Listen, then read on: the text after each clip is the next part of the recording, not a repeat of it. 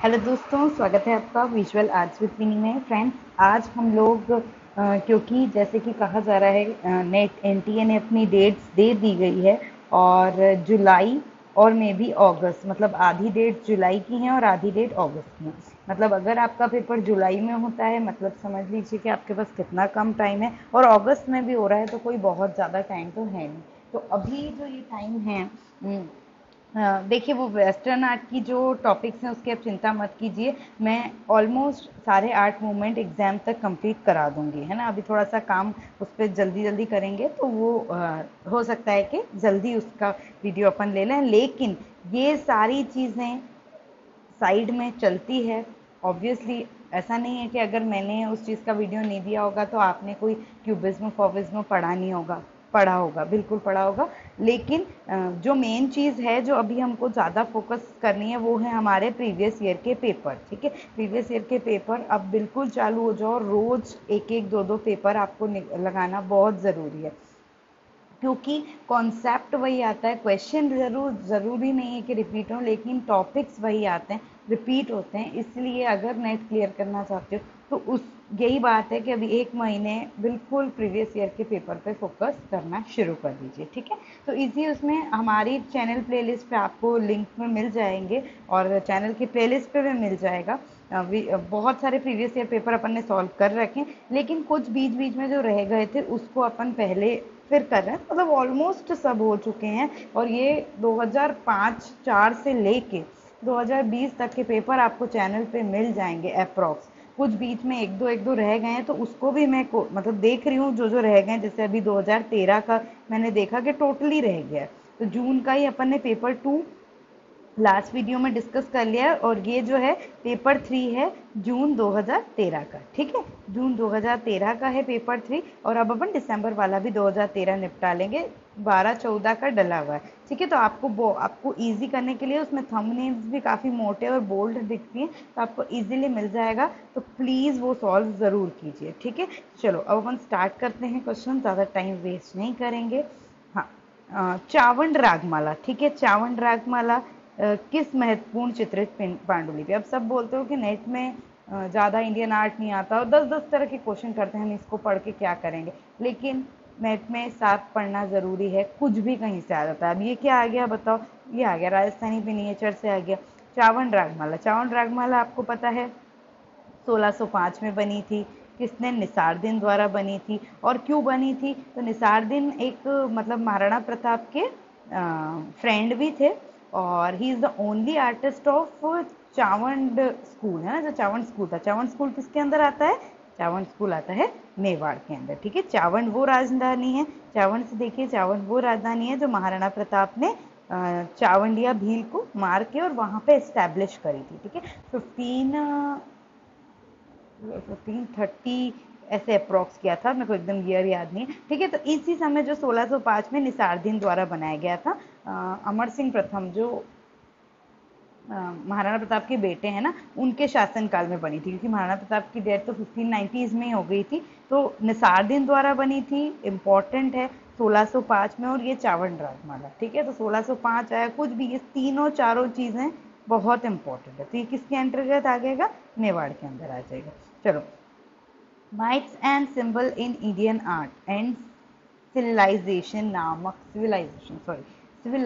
नामक पुस्तक किसके द्वारा लिखी गई है? तो स्टेला क्रेमिस द्वारा, हेनरिक जिमर द्वारा, कुमार स्वामी और जयापा स्वामी। तो ये जो है हेनरिक जिमर द्वारा ये बुक लिखी गई है। ये भी 1-2-3 बार आ गया है, इसलिए याद रखें। Myths and symbol in Indian art and civilization book किसके द्वारा लिखी गई है? चलिए नेक्स्ट देखते हैं अपन, इनमें से कौन सी बुक अकबर के शासनकाल में नहीं है लिखा गया। ठीक है, तो अकबर के शासनकाल में यहाँ देखिए आप, हमजानामा पता है, अमीर हमजा जो किस उनके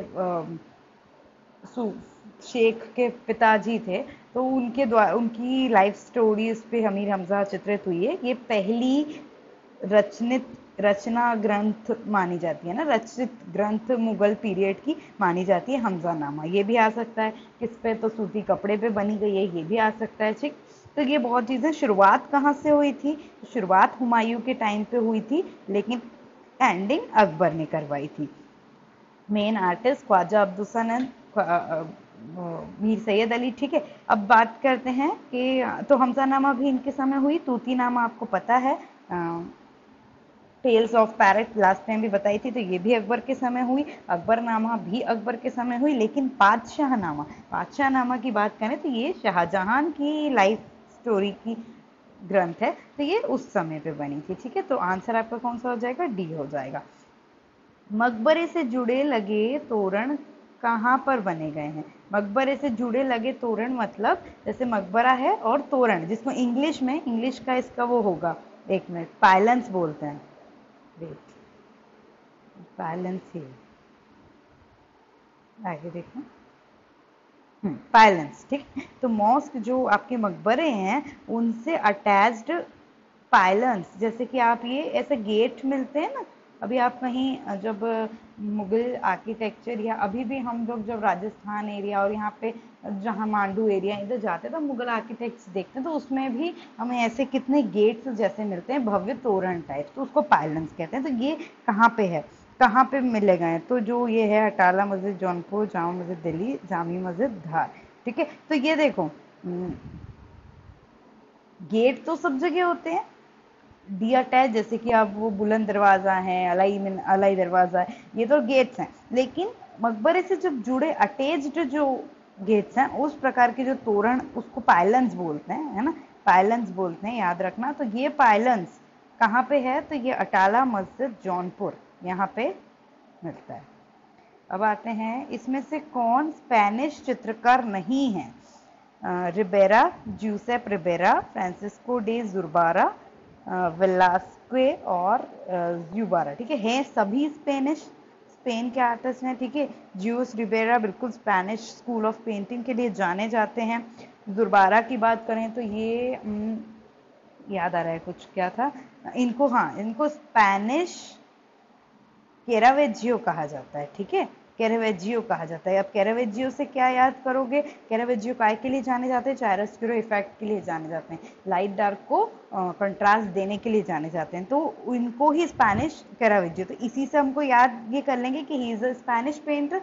ठीक है, बहुत उनने ऐसे सूफी और वो क्रिश्चियनिटी और उनके ऐसे लोगों को लेके उनका पेंटिंग्स ऐसा किया है। वेलास्क्वेज तो आपको पता ही है ना, ब्रेडा का समर्पण, और वो लैमिनेले, मतलब वो है ना, उस तरह की वेटिंग वुमेन, वो दो तीन पेंटिंग्स आई है।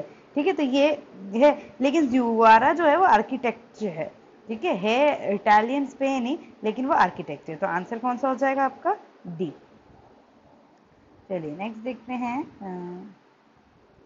निम्नलिखित में से किसके चित्रों का वर्णन करने के लिए होराल्ड रोजेनबर्ग, हेरोल्ड रोजेनबर्ग, ठीक है, नाम याद रखना, क्यों याद रखना है आगे के लिए बता रहे, द्वारा 1952 में एक्शन पेंटिंग शब्द प्रस्तावित, मतलब कौन सी painting, who is known as the action painter, बहुत अच्छे से पता है, तो उसी की पेंटिंग के लिए यूज किया जाएगा नाम एक्शन पेंटिंग। तो कौन है? रॉबर्ट मदरवेल, रोथोको, पोलोक और डीकोनी।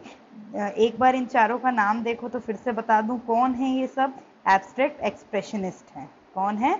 एब्स्ट्रैक्ट एक्सप्रेशनिस्ट हैं। और एक नेट की दृष्टि से मैं आपको मतलब अमूर्त अभिव्यंजनावाद से क्या कलाकार हैं।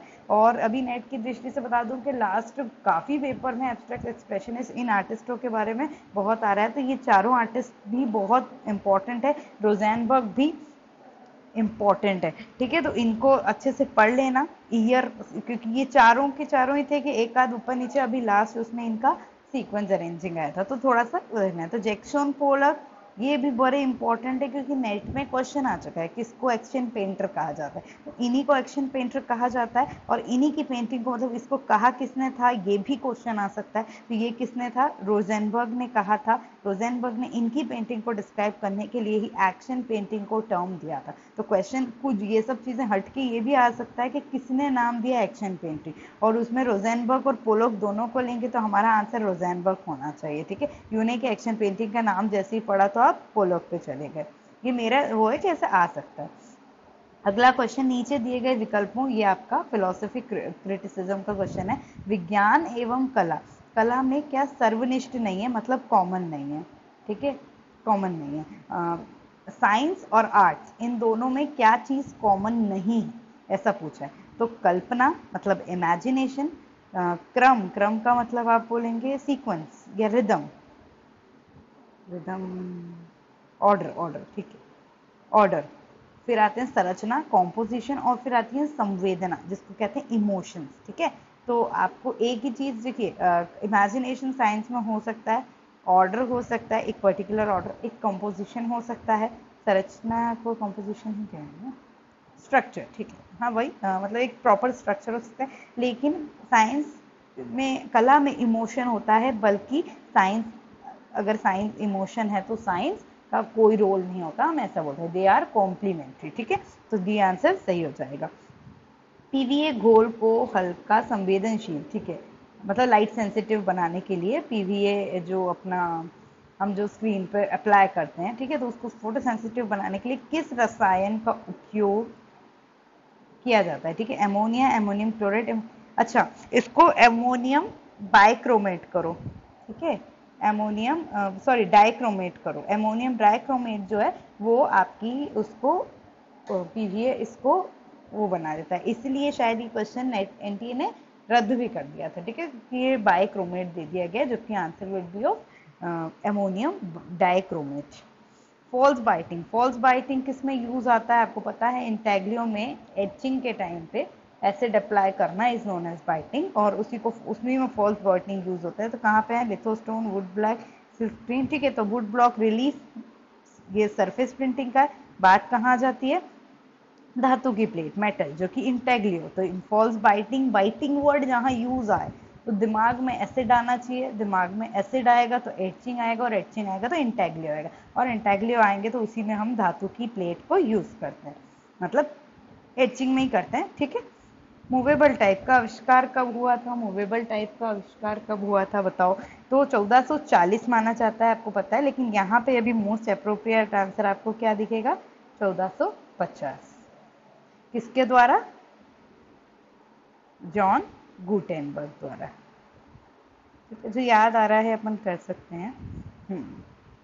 अब है हिंदी में, निम्नलिखित में से किसकी कृति में ने एल्ब्रेट ड्यूरर के कास्ट वुड एनग्रेविंग को अभिप्रेरित किया है, मतलब उनके वुड एनग्रेविंग से इंस्पायर्ड हुए कौन, तो वालहेम, प्लेंट, वुफर्थ, master E S, William Blake या माइकल वॉल, ठीक है। तो इसका आंसर आपका हो जाएगा, एक मिनट,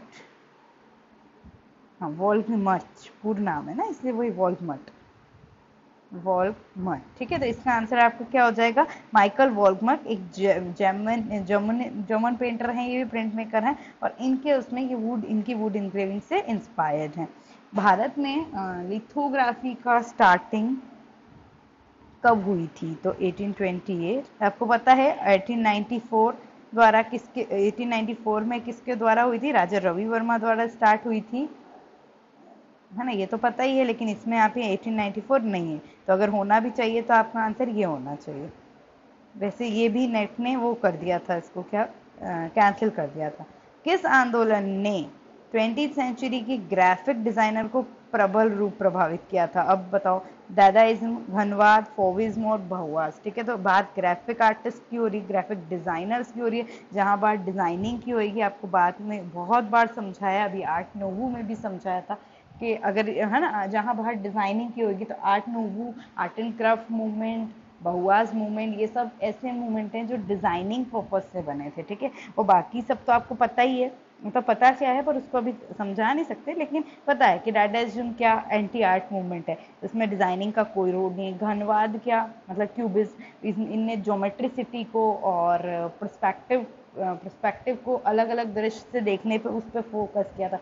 फॉविज्म क्या, उनने मतलब एक कलर के फॉर्म्स, इंप्रेशंस पे ज़्यादा इफेक्ट, जैसे इंप्रेशनिज्म का ही आगे बोला जाता है, उस पे ज़्यादा वो दिया था उनको, एक वाइल्ड दृश्य। तो इनका लेना देना डिज़ाइन में कैसे होगा, डिज़ाइन का लेना देना किस में है, बहुआज आर्ट मूवमेंट में है, जो एक 20वीं शताब्दी का एक बहुत प्रबल रूप में आया है। बहुआज इज इम्पॉर्टेंट वो बहुत बार आया है। ठीक है, यूटोपियन परिभाषा भविष्य का निर्माण का दावा किस आंदोलन में किया गया है? ठीक है, यूटोपियन भाषा भविष्य का, यूटोपियन की बात की तो यूटोपियन का सीधा सीधा कनेक्शन किससे हो जाता है? बहुवास से हो जाता है। ठीक है, बहुवास तो मतलब उसका यूटोपियन मीनिंग ही है आपका भविष्य का निर्माण करना। ठीक है, तो ये भी एक साथ दो क्वेश्चन एक जैसे आ गए, देखो एक ही उसके। ठीक है, 15th देखते हैं। मिले सुर मेरा तुम्हारा, जो 1998 में भारतीय टेलीविजन पर प्रसारित हुआ था। ठीक है, मिले सुर मेरा तुम्हारा, वो हुआ था किसके लिए रचा गया? ठीक है, ये किसके लिए रचा गया था वो पूछा गया है। तो कैंसर रोगी संघ के लिए है ना, और अपना क्या इंडियन आर्मी के लिए, भारत के राष्ट्रीय साक्षरता मिशन के लिए, या अविश्वसनीय मतलब इनक्रेडिबल इंडिया के लिए। ठीक है, तो एक ये जो है मिले सुर मेरा तो रारा, आप खुद समझो इसको क्या बोलते हैं, इंग्लिश में थोड़ा सा देख लो। लिटरेसी मिशन,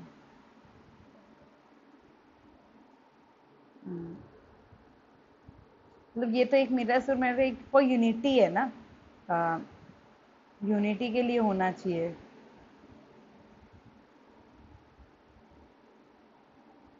यूनिटी वाली चीज किस में आ जाएगी आपकी? नेशनल इंटीग्रेशन वाली चीज, इंटीग्रेशन वाली चीज देखते हैं, वैसे ये आना चाहिए national literacy mission of India, है ना, इसी के अंदर क्योंकि इंटीग्रेशन प्रोग्राम भी आता है, तो यही मिले सुर मेरा तो रहा, तो सी आंसर आपका सही होना चाहिए। ओगिलवी की ने किस पुस्तक में लिखा है? Who is Ogilvy? बहुत बार बता चुके, बहुत बार इसलिए बता चुके क्योंकि आने का चांसेस हर बार ही होता रहता है, हर बार ही किसी ना किसी में डेविड ओगिलवी आ जाते हैं। तो ओगिलवी की पुस्तक कौन है? फादर ऑफ एडवर्टाइजमेंट, वो आपके विज्ञापन के जनक माने जाते हैं। ठीक है, अब क्या पूछा गया है कि इनकी कौन सी पुस्तक में लिखा है मैंने खून चखा है? तो ओगिलवी इन एडवर्टाइजमेंट, ये सब बुक्स हैं उनकी, है ना। Confession of N advertising man, ये भी याद रखें किसने किसके द्वारा है। Unpublished Ogilvy uncut in and advertisement, तो किसकी कौन सी बुक में लिखा है कि मैंने खून चखा है? तो ये एक मतलब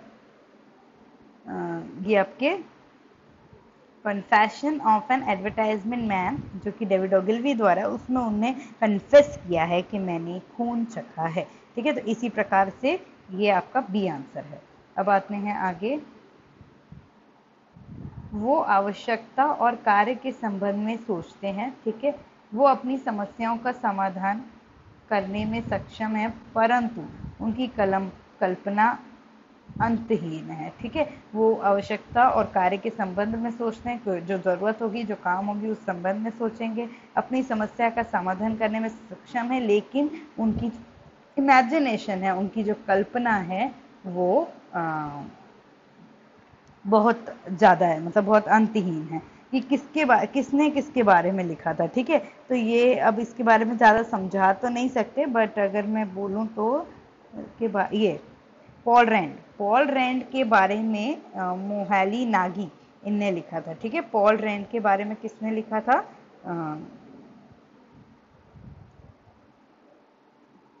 ये मैं सॉरी मोहाली नागी, वही लाजलो मोहाली नागी ने लिखा था। अब पॉल रेन कौन है? तो आपको पता है, the famous American art designer, corporate logo designer. ठीक है, और इन्हीं को अपन ये बोलेंगे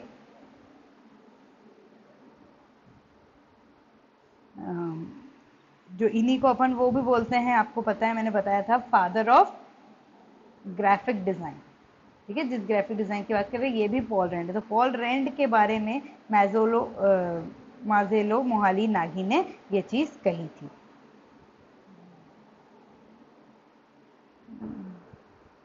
अभी आ गई अभी देखो 2013 का है, इसलिए थोड़ा जाने पहचाने, पुराने मूवीज तो और अपन नहीं समझ पाते। तो चीनी कम फिल्म का निर्देशन विज्ञापन क्षेत्र की किस हस्ती ने किया है? ठीक है, निर्देशन डायरेक्टर चीनी कम की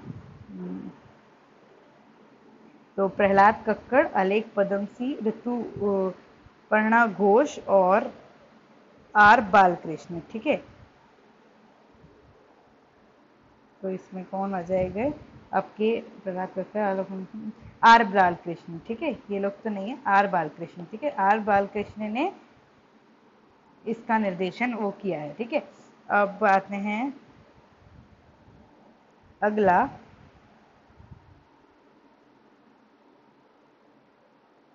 स्टोनहेंज। स्टोनहेंज किस देश में है? स्टोनहेंज में आपको पहले याद है, आपको सबसे पहला वीडियो जो है, सबसे पहला वीडियो आपको बताया प्री हिस्टोरिक टाइम का। तो स्टोनहेंज क्या है? पूरे बड़े मोनोलिथिक मेगालिथिक स्टोन से बना हुआ इस तरह का ऐसा मदीने जैसा है। ऑलमोस्ट बहुत कुछ डिस्ट्रॉय है, लेकिन है। इसको हम प्री हिस्टोरिक मॉन्यूमेंट कहते हैं। है कहाँ पे ये भी याद रखना, स्टोनहेंज विल्टशायर में है। और ये वही पूछा गया है, विल्टशायर कहाँ पे आपका? इंग्लैंड। यही कहाँ पे आ जाएगा ये?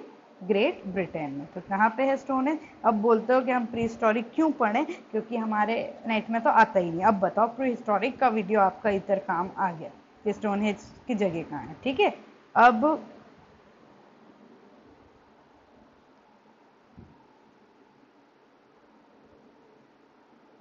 योद्धा। योद्धा शिल्प कृति किस देश में बनाई गई है?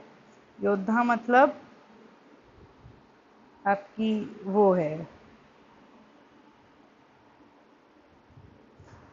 योद्धाओं की कृपा, वॉरियर्स। ठीक है, वॉरियर्स होगा ना। तो कहाँ पे बनी गई है? ऑस्ट्रेलिया तो चाइना। ठीक है, चाइना होता है। बोलते हैं कि वो मतलब मोस्टली चाइना में बनता है वॉरियर के स्कल्पचर्स, इसको आप योद्धा बोलते हैं। ठीक है, एम्प्रर्स हैं उसके म्यूजियम, वो वहाँ पे जो स्कल्पचर्स हैं वो उधर पे लोकेट करते हैं, चाइना पे, है ना। टेराकोटा के स्कल्पचर हैं योद्धा द्वारा, तो वहाँ से कनेक्टेड रहते हैं। क्या लिखा है ये? Snuff bottles. देखना पड़ेगा क्या लिखा है।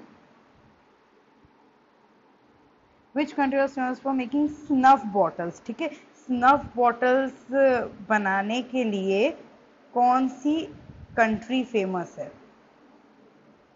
Snuff bottle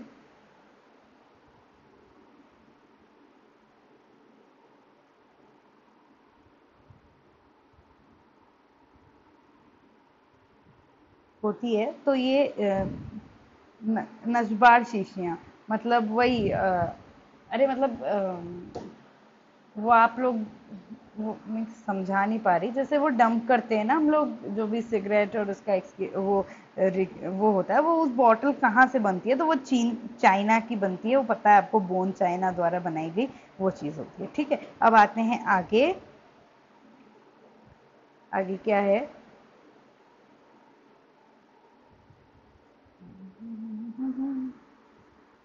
बोसियानी। अम्बर्टो बोसियानी का अंतरिक्ष में बॉटल इन स्पेस। ठीक है, शिल्पाकृति में निम्नलिखित में समष्टित है, मतलब कौन से आर्ट मूवमेंट से है। ठीक है, तो आपको बोसियानी का नाम पढ़ लो, उसके बाद कुछ सोचने की जरूरत नहीं है ना। कौन है? फेमस फ्यूचरिस्ट आर्टिस्ट हैं। तो ये किससे, ये भी इनका जो आर्ट वर्क है किससे एसोसिएट होगा? भविष्यवाद से होगा।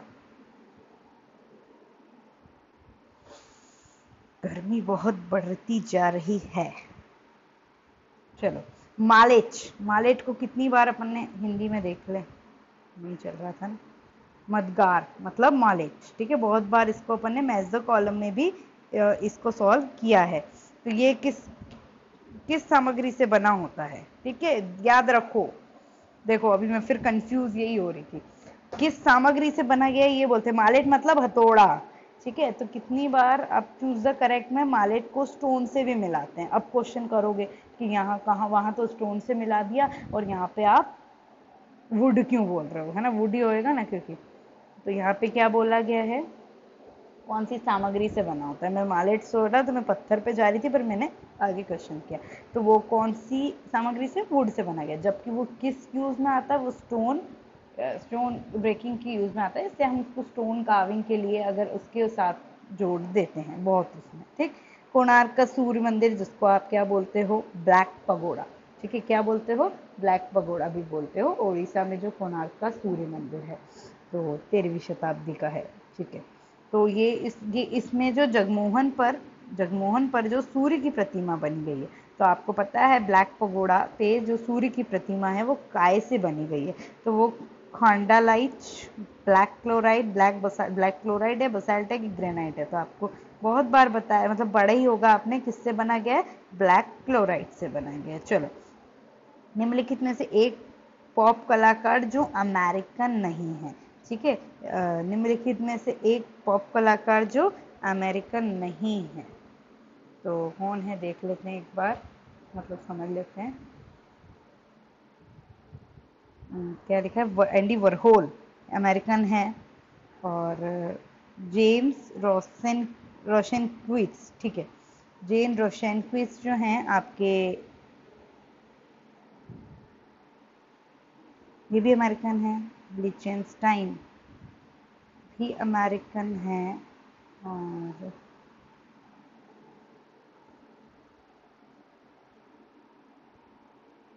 अमेरिकन नहीं है।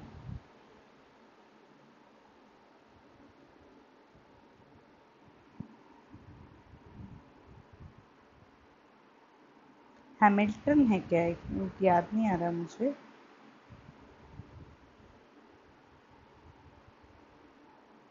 हाँ, अमेरिकन वो होंगे ना, ये यूके के हैं क्योंकि हैमिल्टन, तो ये आएगा। ठीक है, बाकी सब हैं।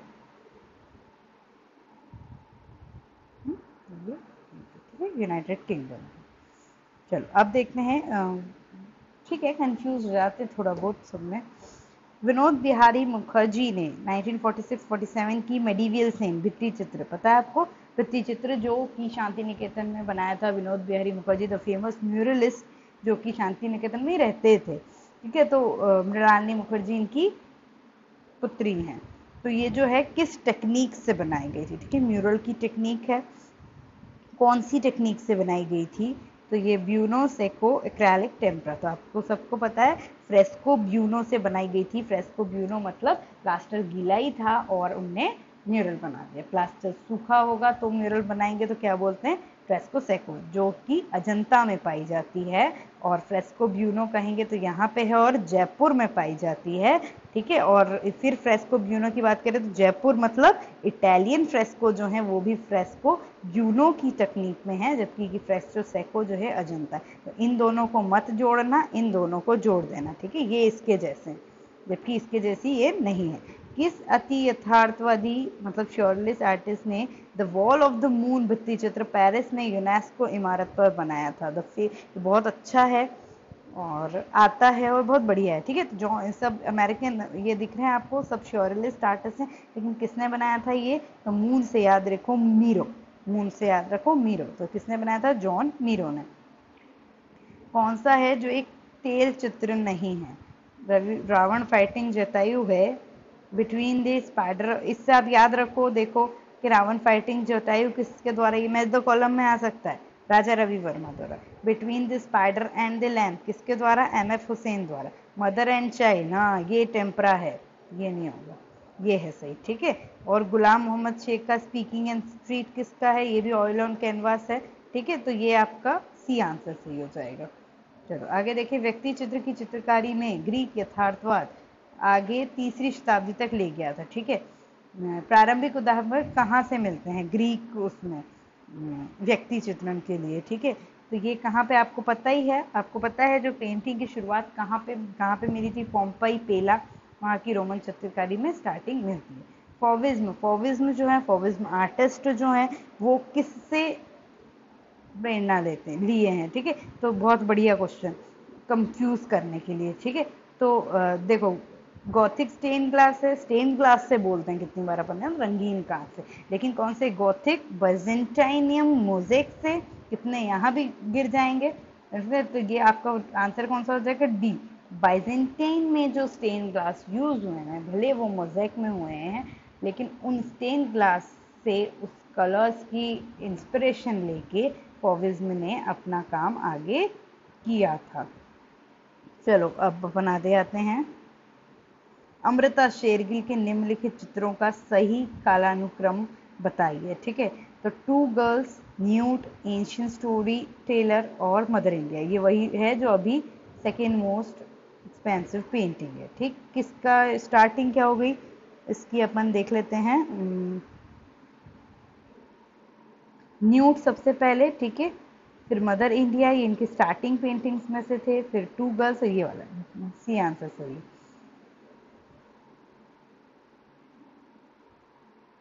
चलो 32 देखते हैं। नीमतनामा, भागवत में अद्वैत के हाथी पर गंगा पार करना और मांडूकल्प सूत्र। ठीक है, तो मांडूकल्प ये आपके जैन पेंटिंग्स आएंगी ना पहले, तो ये रहा मांडूकल्प सूत्र। ठीक है, कल्प सूत्र जो मांडू से मिली तो जैन पेंटिंग्स में है। फिर नीमतनामा, अकबर के हाथी पर गंगा पार करना, और फिर भगवंतपुरा जो पहाड़ी, मुगल और पहाड़ी। ठीक, तो कौन सा आंसर आ गया आपका। चलो अपन 2-3 क्वेश्चन और करते हैं, फिर एक अगले वीडियो में आगे का करेंगे। ठीक है, बहुत बड़ा चल जाएगा वीडियो, फिर अपलोड होने में दिक्कत आती है। चलो अब सही काला के अनुसार रखिए फिरोज मीनार, चांद मीनार, चार मीनार और कुतुब मीनार। Very good. तो इसमें आपको बिल्कुल भी कंफ्यूज होने की ज़रूरत नहीं है। क्यों नहीं है, मतलब कोई टेंशन ही नहीं है इसमें। चलो फिरोज मीनार, चार मीनार इनको लेके, फिरोज मीनार कहाँ आपको पता ही है, बंगाल वाली जो, ठीक है, वहाँ बंगाल वाली है ना, किसने उनने बनाई थी, तुगलक ने बनाई थी शायद, हाँ। तो ये छोड़ो, ये नहीं पूछ रही हूँ मैं, अभी क्या बात कर रहे हैं, फिरोज शाह, हाँ फिरोज शाह थी। अभी क्या बात कर रहे हैं कि किसने, कौन सी पहली है, तो सबसे पहले आपको पता ही है स्टार्टिंग सबसे पहले है ना, किसने बनाई थी, कुतुब मीनार सबसे पहला एंशियंट माना जाता है। तो ले आओ जो पुराना, इसी में है कुतुब मीनार सबसे पहला। ठीक है, फिर फिरोज शाह तुगलक ना, फिरोज शाह तुगलक ने ये बनाई थी, वही तुगलक, हाँ ये तुगलक हो गया, वो कुतुबुद्दीन ऐबक हो गया, फिर चांद मीनार और फिर चार मीनार। तो ये आपकी सी आंसर सही हो जाएगा। चलो उत्तर से दक्षिण में, उत्तर से दक्षिण में तो नॉर्थ से साउथ की ओर आपको ये सब जमाना है। एक काश्मीर कैलाश मंदिर, और तो अवंती स्वामी मंदिर, फिर मोटेरा सूर्य टेम्पल, फिर एक काश्मीर कैलाशनाथ मंदिर और बृहदेश्वर टेम्पल। ठीक है, तो इसका आंसर क्या हो जाएगा आपका, सी हो जाएगा। वह नॉर्थ से साउथ की ओर जाएंगे। ठीक है, अब आते हैं आगे। जिन सर्वश्रेष्ठ एनिमेशन फिल्म को अकेडमी पुरस्कार पाते हैं उन्हें, बाप रे, ये मेरे को ये वाले क्वेश्चन मुझे बिल्कुल समझ नहीं आते हैं, मतलब मैं इसको लीव करने की उससे करती हूँ। ठीक है, तो ये आपका हो गया जम्मू कश्मीर गुजरात, ठीक है ना, ये यही सही है। चलो तो इसको फिर भी मैं बताती हूँ, इसका आंसर देखती हूँ कहीं मैंने लिखा तो होगा। रेटाटुवेल, श्रैक, टॉय स्टोरी 3 और व्रैप, यही सही है। ठीक है, श्रेक, टॉय स्टोरी 3 और रैप, जिस सर्वश्रेष्ठ एनिमेशन फिल्मों को अकेडमी पुरस्कार प्राप्त हुए उनका, मतलब सबसे पहले रेटाटुवेल को मिला, फिर श्रेक को, फिर टॉय स्टोरी 3 को और फिर ब्रेव को। ठीक है, इसका मेरे को रटने का कोई मेरे पास साधन नहीं है, लेकिन जहां पता चले अगर ये क्वेश्चन ऐसे के ऐसे भी रिपीट हो जाता है तो याद रखना कि रेटाटुवेल को सबसे पहले मिला था और ब्रेव को सबसे, मतलब इन चारों में सबसे एंशियंट। दो को भी याद कर लोगे तो बात बन जाएगी, अपने आप आ जाएगा। तो रेटाटिवल को ये भले रटा रही हूँ, गलत कर रही हूँ, लेकिन अब इसको याद करने का और कोई साधन नहीं। हम अगर कोई देखता हो है ना एनिमेशन मूवीज और इसमें इंटरेस्ट हो, इन मूवीज को देखा होगे तो उनके लिए ईजी होगा, लेकिन अगर हम जैसों ने नहीं देखा तो हमको टिपिकल पड़ता है। ठीक है, तो आप उसको याद कर लोगे तो ज़्यादा बेटर रहेगा। तो ये 35 हो गए, कितने बचे, 75 में से 35 माइनस कर दो, बचे कितने, 40 क्वेश्चन बचे होंगे। ठीक है, तो अपन 35 तक अभी कर लेते, उसके बाद जी 40 ही तो मैच द कॉलम आएगा, तो ये नेक्स्ट उसमें कल ये बता दूंगी। ठीक है, तो ऐसे ही लगे रहो, क्योंकि वीडियो बहुत बड़ा जा रहा है, और इसी तरह से सॉल्व करते रहना प्लीज़, तो बात बन जाएगी। Thank you so much, all the best, bye bye.